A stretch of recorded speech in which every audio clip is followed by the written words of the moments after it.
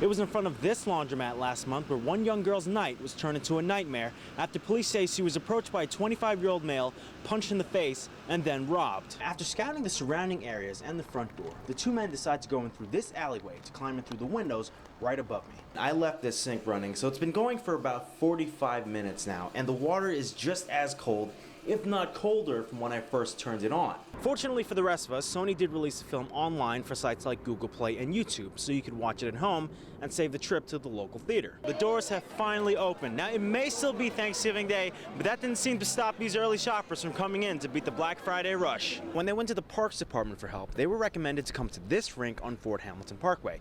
The only problem is they have just as much access to it as I do.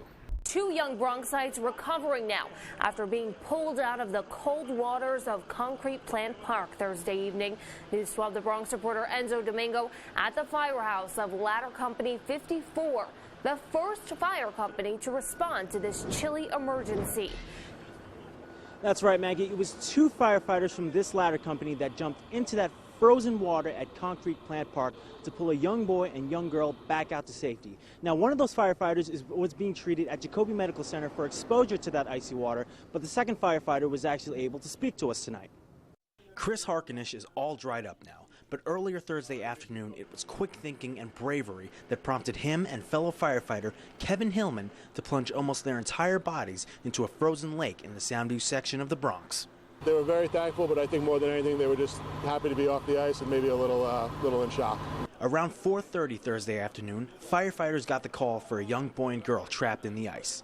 Officials tell us the girl did fall into the water, but was able to pull herself back up, while the boy was left stranded, and that's when firefighters donned exposure suits and climbed across the ice on top of a ladder.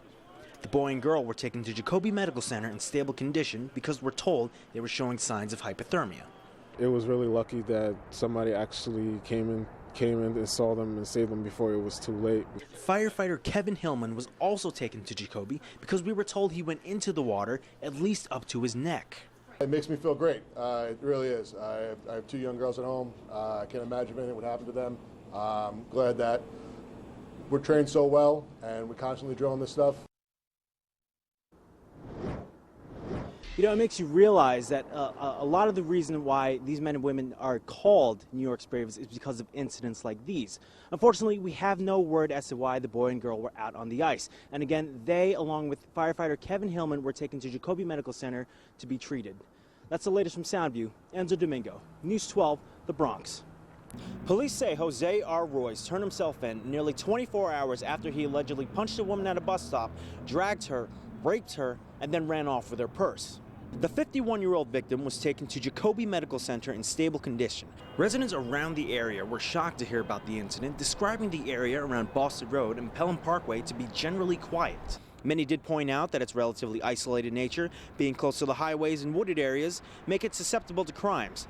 Now, that same wooded area also serves as a park, which many people frequent each day. It seems safe. It doesn't seem like anything happens around here because I'm here often. There's the Bronx Zoo right there. Kids are always around here. So it's like an area where everyone is. The victim did suffer minor injuries to her face, but again, the suspect, Jose R. Royce, has turned himself into police custody. Reporting from Bronxdale, Enzo Domingo, News 12, The Bronx. It was in front of this laundromat last month where one young girl's night was turned into a nightmare after police say she was approached by a 25-year-old male, punched in the face, and then robbed. Police have released a photo of the suspect taken before the incident. They describe him as a black male about 200 pounds, standing 5 feet 10 inches tall. He was last seen wearing a gray and black jacket with a gray hoodie. Now, he got away with the girl's phone and her backpack containing some of her personal items. Now, the 11-year-old victim refused medical treatment on the scene, and no other injuries were reported apart from the trauma to her face. Police are currently investigating the incident and are asking for the public's help in finding the suspect in this heinous crime.